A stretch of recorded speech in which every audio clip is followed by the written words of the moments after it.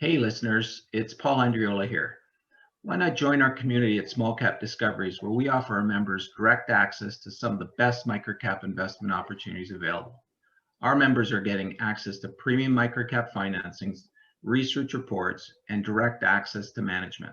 Sign up today at www.smallcapdiscoveries.com.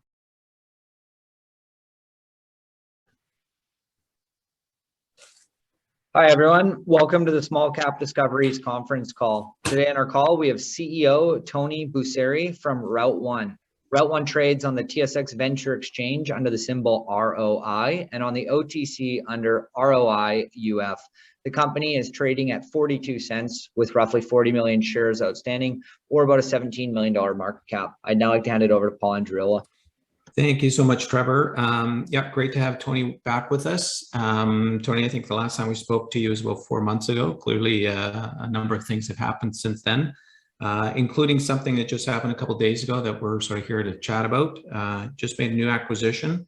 So we're going to talk about that. Before we get there, why don't you tell the listeners that aren't familiar with Route1 exactly what you guys do? Thank you, Paul, and thank you, Trevor. Route1's an interesting company. If I was to simplify it, we're building safer, smarter communities, and that holds a lot in itself.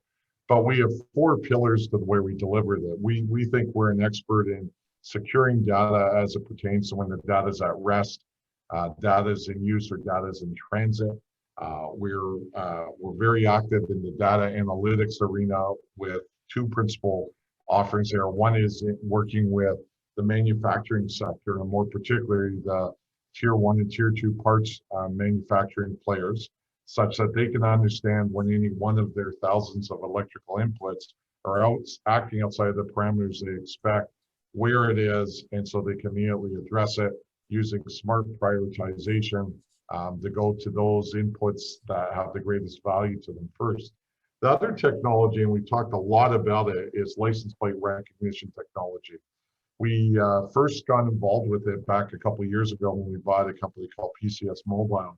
And since then, we've doubled or tripled the size of that from a revenue and staffing perspective. We think the use of video for 2 principal outcomes is here to stay and growing quite a bit. One is obviously public safety. And I think most people think first when they think of video and public safety as body-worn cameras on police officers. That for sure is relevant and growing. The area that we're invested in is license plate recognition technology. And that technology can be in a fixed application or in a police car. And that car can be moving, and it captures plates.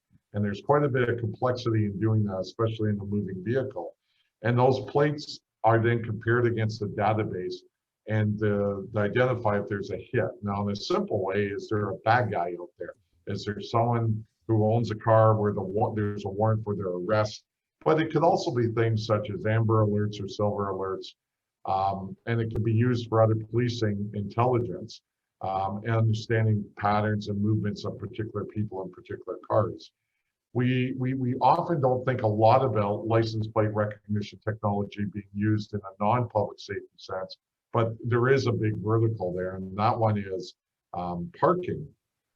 And we work with everything from owners of their own parking, like LinkedIn, to campuses and colleges and universities, where they're trying to create smarter parking for their different users. And so I've digressed quite a bit, but I'll cut off there to say that those are the 2 main data analytics areas we work in, using data to create better outcomes. The third pillar of our business model is the reselling of rugged devices. And how that fits is that most people need to view secure data on some form of laptop or tablet. So why shouldn't we capture that part of the profit chain? So that's the third pillar. We don't manufacture rugged devices, Paul and Trevor, but we do resell them. Players like G-Tech, Panasonic, Dell, and others, we sell their hard assets as part of an overall outcome or solution. The fourth pillar to our business model relates to engineering services and support, where we do specific work for clients where they may want a software application built to better leverage the data they're capturing They may want installation or services delivered, etc.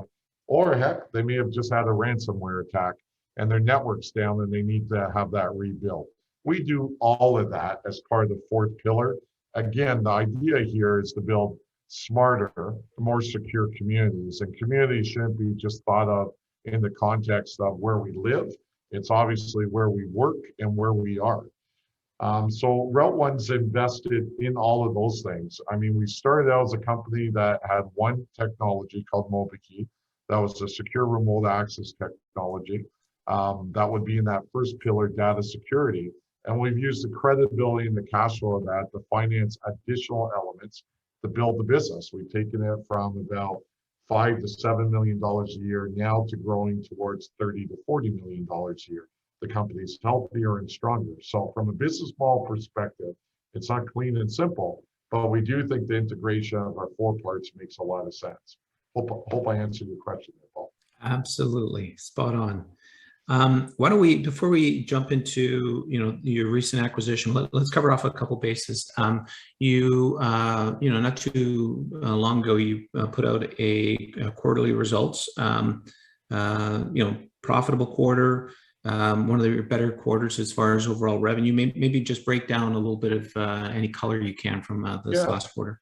I think it's always helpful when you're a few days after releasing the results and understanding how people look at them. I think it's a bit of a mistake to judge us about our revenue number.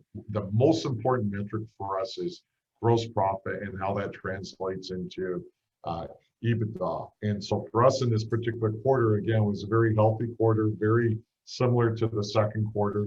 Again, it had some pretty depressing exchange rates when you consider all the revenue that we generate in the US dollars. But overall, it continued to express in the theme that we're generating about $3 million a quarter in GP, about 750 or a little more than that, let's call it 750 to $800,000 a quarter in EBITDA. And that's a nice run rate. We've now done that in 4 consecutive quarters where there's been significant erosion again to the foreign exchange rate. So when people say, well, the business looks pretty static, I maybe poke back a little bit and say we've done that in an environment where the exchange rate once was at 1.4 and it dropped to 1.2 or 1.22. So I'm quite proud of the team and our ability to manage in that type of volatility for foreign exchange rates. Those are, from a pure simple perspective, that's the easiest way to look at the quarter.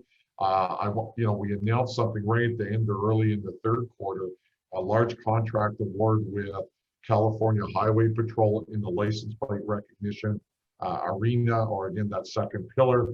It didn't impact revenue, GP, or EBITDA in Q2, but it sure is going to impact in Q3 and Q4.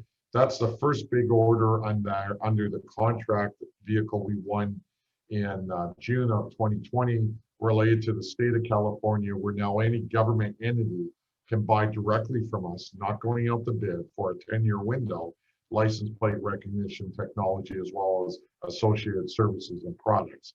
So that was big for us to announce. I think the announcement date actually was June 28th. So again, in the third and fourth quarter, we'll see the benefit of that $1.3 million contract. I would also say that we should see other contracts coming forward, not just with California Highway Patrol, but other state agencies and local government that could buy through the California DGS contract. I often talk about a couple of key metrics for us, so why not summarize on them again? We saw for the 5th consecutive quarter, I think it was, growth in what I call gross profit to sales and marketing dollars invested. When we started communicating this metric in Q1 of 20, we were at 2.9 gross profit dollars for every 1 sales and marketing dollar. It's now up to $3.6 to every 1. We're quite proud of that. I think it reflects, one, we aren't silly with spending sales and marketing dollars. I also think it reflects that we're getting greater leverage out of those investments. The second one I talk quite a bit about is our return on average assets. I think most people would identify or suggest that regardless of the P&L or where we are with working capital or other more granular items, it's total invested capital that we have in the marketplace, and we're looking at the return on that. And so for us, growing now from 18% ROI, return on average assets, in the fourth quarter last year, now into the low 20s, 21% in Q2, and expecting further growth in this metric in the back half of this year is important to us, because again, it goes to the fact that we're not inappropriately investing dollars and not seeing a return. So pleased with that. When I ended the call for the Q2 results a few weeks ago, I talked about 5 principal things to look for from us. And I'll just cite those off because I think they're important to reiterate. You may have read them, but the California license plate recognition opportunity in that state, look for it because we're expecting real growth there. Look for new product launch or launches, and I'm tipping my hand here that, and I think I've alluded to, in the LPR arena, we're expecting to launch a product that should augment what we're doing right now. 3, look for additional acquisitions, and we did one last week that we'll talk about in a second. Look for, and it was done, the large renewal, not a new sale, of 4,000 MobiKey users to a component of DoD. That happened late in August 2020, and it's been fully paid for. And then 5, continue to look for us to grow additional MobiKey users through the Navy relationship with their new prime Lidls, as well as the Army, and particularly the National Guard Bureau. So Paul, I'll probably just leave it there and say that would be a very high-level summary of the presentation I did. Perfect. Yeah, you actually covered off a couple of my questions here, so you saved me some time here. Why don't we talk a little bit about the other acquisition you made, Data Source Mobility, I think it was called. How is that integration going, and is it doing what you were hoping it was going to do? Yeah, to reiterate the theme of DSM, we bought effectively cash flow there at a low multiple, and we acquired public safety accounts in the sales rep. And those accounts are important to us because of what we can do in the future. And we're in the future right now, selling LPR and other technology into those accounts. The public safety vertical, or law enforcement and fire, are very, very important to us. We think the ability to buy something where on its own you make a good return on, let alone upselling or cross-selling, is just a good investment. So Data Source Mobility has done decent returns since we bought it, but the true value to that is we should talk in 12 or 18 months and say, what were you able to get done as you expanded that relationship with putting LPR into the police cards for the city of Dallas or the city of Houston? What were you able to do with some of their key commercial accounts like FedEx or Spire Energy? Were you able to go beyond selling GTAC devices to them to bringing MobiKey into account? I mean, I'll give you just one small representation, and it takes time, unfortunately, with some of these. But we have an account whose job is to open up new stores for one of the world's largest retailers. So their job is to go in and get them set up quickly. We've historically sold them scanners that can scan the goods on shelves, those types of things. They recently had a ransomware attack that took down their network. They called us to rebuild it in a crisis. And now, as part of identifying why they had a ransomware issue, they're a MobiKey user. So here we've taken someone who bought in Pillar 3, asked us to deliver a service under the 4th pillar, and is now buying a technology under the 1st pillar. And that to me is a real successful cross or upsell, and reflects what can happen as clients get to know the breadth and depth of the services and technologies we can bring to the table. So DSM is doing what we expected. The real value of that deal, I think, will be seen over the next 12 to 18 months as we sell them on additional things. Fantastic. Okay, well, let's that brings us to sort of the new acquisition you've made. The company's called, I think it's Spire or Spire Solutions. You tell me what it is. I'll take the latter, please, for 200, Paul. It is Spire Solutions. They do a couple of things. One is, you say, Tony, you talked about how anti you are against carrying data on USB-like devices or hardware. and you've gone and bought a company where one of their offerings is that, a secure USB device. You're right. But what it's really addressing is, think of clients like Ministry of Foreign Affairs in Canada or the State Department in the US. There are certain of their ministries that are out there, or their offices, where there is not internet access, or the internet access can't be trusted. And in those cases, how do they deal with the large volumes of information? Or if you're on the border, and what is your backup if power goes down? And so how do I access the information such that I can do my job? And having an encrypted portable device is one way of doing it. And there are certain niche use cases that this fits well for. And it's one of the things Spire brings to the table. The area that we were most intrigued with is the fact, and it's easy to talk about Tesla here because it's a very easy thing to understand. Smart cards are accessing data that's in the cloud, but that data also from time to time gets pulled onto the car's hard drive, and that's required to perform certain functions. The issue then is about data security. And what our friends at Spire Solutions, now Route1 company, do extremely well is they have a chip called the Rosetta chip that encrypts any hardware. And that's an area, when I think of the US Army, and we move away from, you can think of the old days or some of the war movies we watch from World War II, where you would have a comms guy or a comms girl that carried around this very heavy backpack with a bunch of communications devices.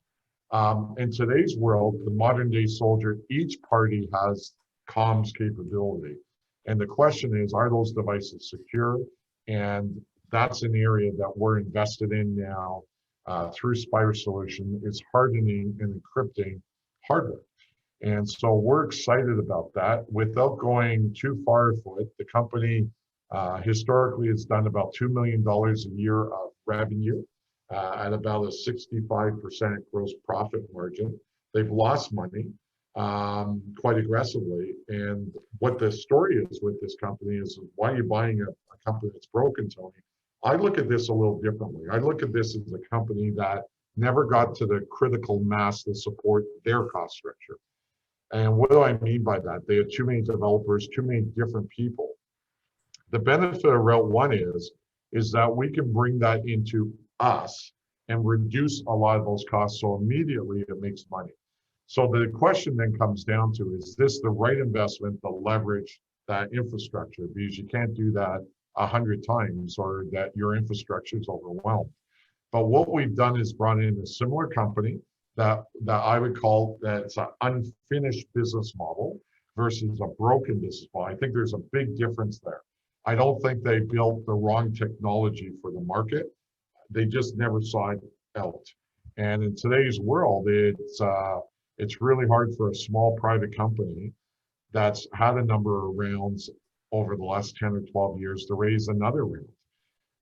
And so what you would call the private equity market or the venture capital marketplace gave up on this company, and we waited till it was the appropriate time to buy it. And I won't use the term we stole it, but we were able to pick up the company leveraging what we've built, and it's a good fit for us. So I'm looking forward to quickly improving profitability of Route1 early in 22 or in Q4 as a result of this acquisition. And Tony, maybe talk, we talked off air a few days ago about sort of the caliber of clients that these guys already have, and how do you sort of synergistically, I guess, market or upsell to that client or vice versa? One of the 6 employees or full-time equivalents we brought across is in sales, that has a series of relationships with here in the US, as well as defense departments in Europe, as well as in the Far East, not talking about China, and that may or may not already be clients, and we're leveraging those relationships.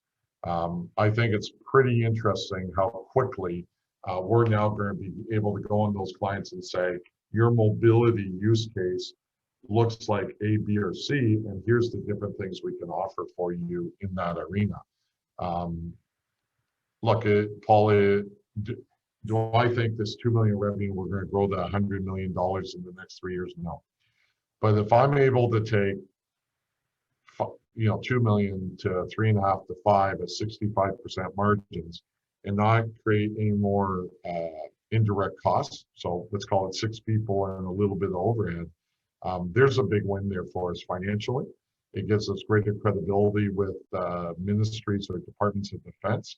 And then there's the long ball opportunity, obviously, that comes from when you're dealing with the US Army or a like potential client on the next generation of soldier. The fact we're in those discussions is interesting. There's not a guarantee with it, but I think part of when you build a company like ours, yes, you have to have cash flow that you can count on, you can bank, and you can organically grow it. You need to buy companies that are similar to that you can count on strongly, that 1 + 1 will equal 2. In this particular case, I believe I've been clear to the marketplace, and others will tell me whether I have or haven't. We're going to look to buy unfinished technology companies that can use our skills, our infrastructure, and see if we can't make something that we bought for $1 worth $2 to $5. And I think this is one of those scenarios. I would lie to say that this is transformative to the business model, because it isn't. It fits into the data security pillar for us. And again, it brings some new DoD clients and commercial clients. And I think we can do quite well off of this. So I'm excited about what this deal means to us. Obviously, we hope as we move forward with the model that we'll continue to acquire and companies a little bigger, but unfinished still, where we bring value to that equation and we can take something that's worth $1 and make it more than that. Gotcha. And refresh our memory, what were the terms? Because it wasn't, you didn't pay an arm and a leg for this opportunity. No, I mean, it was, call it around $600,000 US. And that's basically, there's a 1-year note in there, and there's some liabilities we're paying off for the seller. We also acquired inventory that has value in excess of that purchase price. So we believe there's full asset coverage against the purchase price we paid. It's attractive for us. There is a bit of an earnout when the business gets a certain thresholds of gross profit over an annual basis. Call it $1.5 million. In another case, there's a further kicker when we go over, I believe, $2 million of GP. So we've incentivized the seller here to make sure they weren't lying to us. And make sure, basically that pipeline that we banked on, because originally they wanted stock in our company. And we said, no. What we will do is an earnout structure that ties us to a similar outcome. I preferred not to crystallize value before it happens. And so the earnout structure, I think, is fair around that subject. Perfect. Listen, anybody who's listening right now, if you've got any questions you'd like me to ask Tony, please use the chat function. You're going to see the little button at the bottom, and I'll do my best to ask Tony a question. Tony, again, we talked offline a little bit. The stock price has been under pressure over the last little while. Can you give us any color, your thoughts, maybe if anything, are you doing anything about it right now, or how can you comment? Yeah, I think ultimately we're frustrated by it. How else to say that, right? The obvious statement is that, Paul, when you got involved with us, we were trading at a number that was greater than what we're trading at now. The business has gotten larger, stronger, with greater opportunity, and we have a market cap or market valuation that's lower. I suspect, and I can't prove this, that one of the companies we bought back in 2018 is now selling some of their shares into the marketplace, and there just hasn't been enough buying to sop that up. I think it's as simple as there's been a supply-demand imbalance. We do have a market maker, so what are we doing here? We did do some buying under our NCIB in June and July, and we report that with our quarterly results. We also have a market maker that, like a lot of companies our size have, which is a trader that tries and supports liquidity in the market for your name. So we're invested in that. as a company, we will, again, from time to time, use our balance sheet to buy our stock. I guess what I'm sensitive to, though, is we want to continue to use our cash flow to grow the business. If we get into the mode where we want to use our cash for dividends or aggressive NCIB, I think it's a little bit of a different strategy, right? So right now we're careful around how we're using our cash, and when we enter the market to buy the stock back.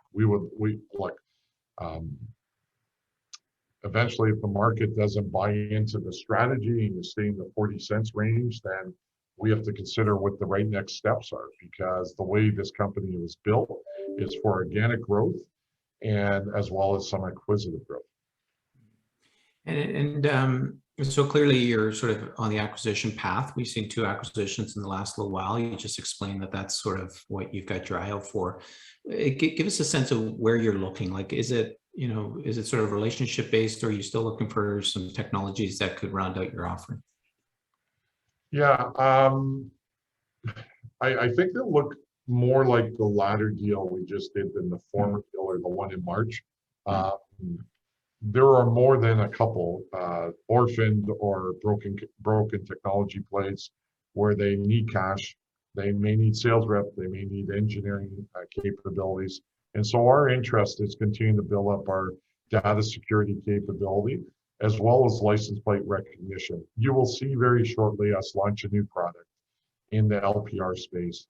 And that product in itself is a fairly big move for us. Do I think it's going to be as successful as MobiKey? I don't know.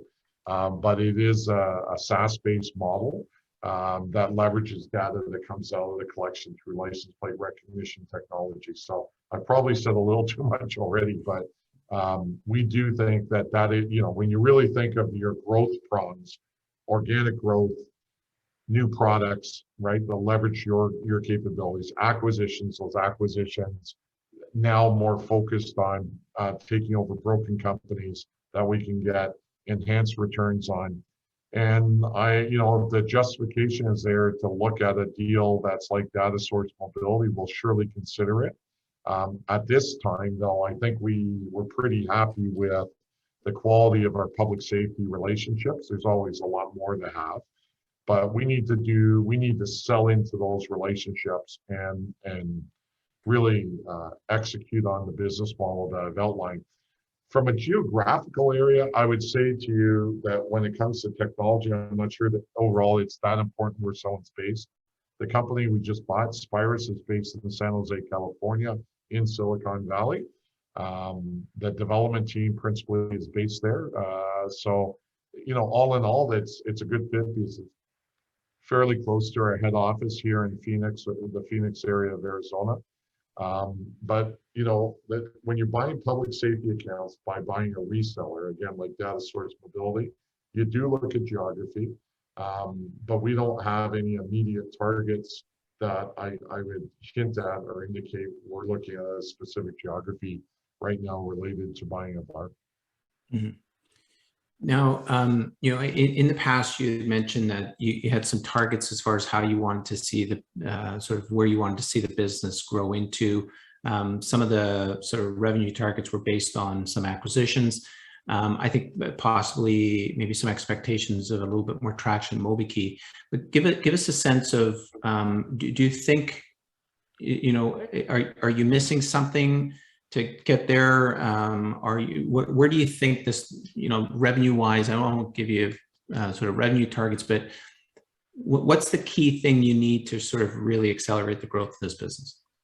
Yeah, there's things you don't always count on. I think under the Biden administration, maybe we could all expected the level of conflict in the different houses in Congress, I think most people are expecting some form of government shutdown coming in the fourth quarter as a result of the difference of opinions on certain bills and financings, debt ceiling, etc. I'm disappointed that we haven't seen more uptake in MobiKey based off of the opportunities that were there in front of us. I think the shift in the White House wasn't a major win for us by any stretch. The Biden administration's focus is a lot less on defense and cybersecurity. That is what it is. When we talked about growing to $100 million, the view quite aggressively was based off of buying a few more value-added resellers in the rugged device arena. I think I've been fairly transparent that the way the market has reacted this year to our investment in that area tells me that shareholders don't necessarily see that as the best place or should be the immediate place we invest capital. And so I'm slowing down on that target to get the $100 million run rate or thereabouts by the end of this year. I think what's important to us is to have a larger run rate related to EBITDA on an annual or quarterly basis. We think we're taking the moves to do that, whether it's buying Spire, whether it's the launching of a new product, or whether it's just pure organic growth. So I'm not at this time giving new guidance. I am saying that we're not going. It wouldn't seem to be that we'll be running at $100 million of revenue by the end of this year as a result of tacking away from prioritizing value-added resellers as the principal form of acquisition candidate. Mm-hmm. I mean, it's hard to look out 1 year, let alone any longer than that. But I mean, one of the questions we have, and we sort of ask this routinely now, is what do you think the business looks like 5 years from now? And I don't mean that from a revenue standpoint, but product-wise, culture-wise, just, you know, where is this business in 5 years as far as, you know what I'm getting at? Like just the nucleus of the business, what does it look like in 5 years? I think that the key pillars for us will be using video to keep our communities safer. And so I think the investment in license plate recognition technology is only going to get that much bigger. And we will see success in that arena. I think data security will continue to be an important theme as more and more things move to the cloud and more people get tied into Microsoft 365. I think that those are two important themes for us. So what's the business look like? I'm not sure it looks a lot different than what we are. I think we'll be a lot bigger. We're 61 people today. We continue to aspire over a 3-year window to grow to about $250,000 of revenue. So we have some work to do in that area. Either we're going to get bought out by a system integrator or somebody who sees value in the investments we've made in data security and data analytics, or we'll be acquiring and getting to that $250 million number.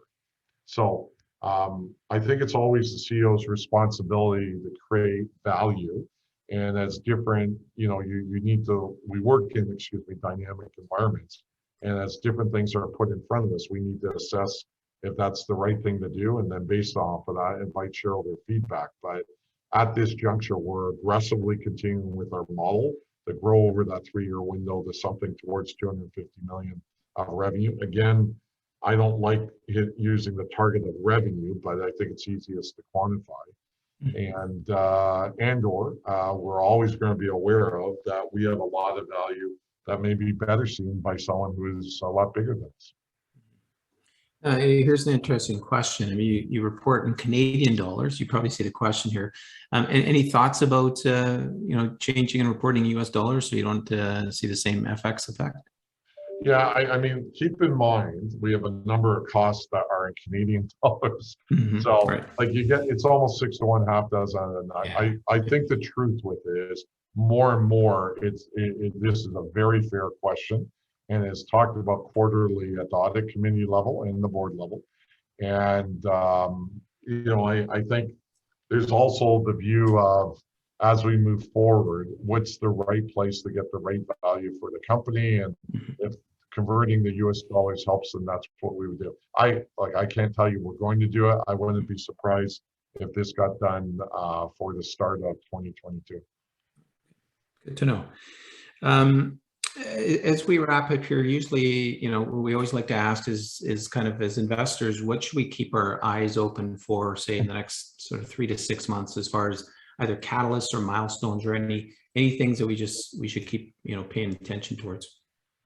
Well, I think one of them we completed on, and it was talked about the end of the second quarter in the shareholder meeting, and that was the acquisition of the unfinished technology company. You're going to want me to talk about at the end of Q3, during Q4, how we're doing around that.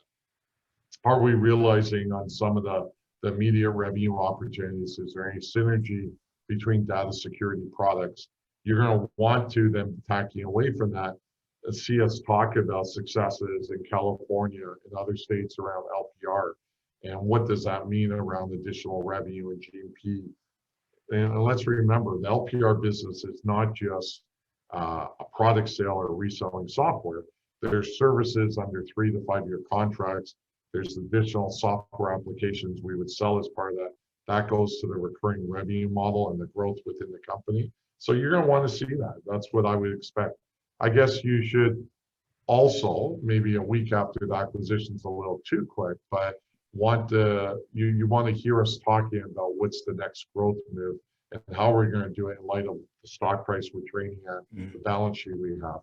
The obvious statement here is we have cash, we're not over levered, and we don't have any interest in raising capital at 42 cents or whatever we're at. Gotcha. Tony, we always like to let you guys have a parting message or a key takeaway. What do you want to make sure all our listeners walk away with today? Yeah. Look, I appreciate the continued support.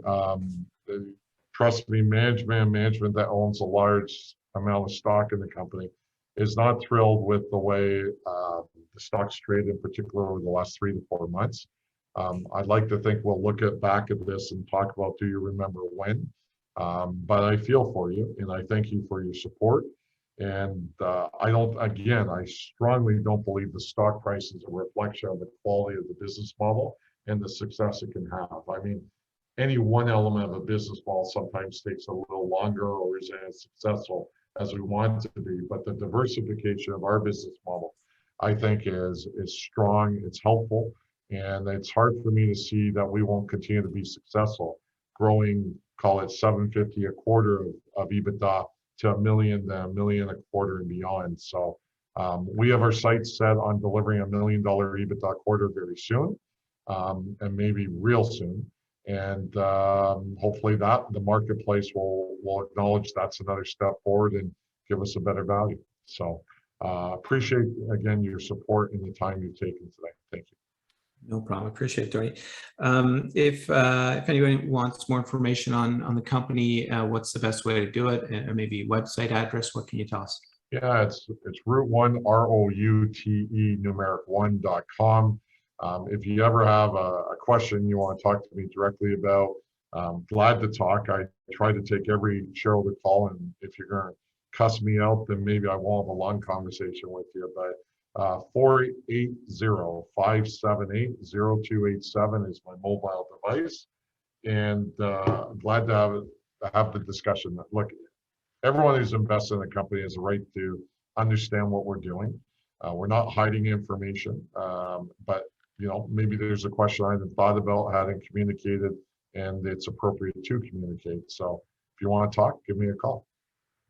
Fantastic. Always good to hear CEOs are willing to take calls, whether good or bad. I think that speaks highly of the management team. Listen, Tony, I want to thank you as always for hanging out with us today. Looking forward to catching up in the future. Obviously wishing you success. We're all, significant amount of shareholders here, so we're all kind of cheering you on from the sidelines, whether you hear it or not. So yeah, I appreciate the time today, and looking forward to catching up later. Talk soon. Be safe, folks. Cheers. Thank you. Thank you.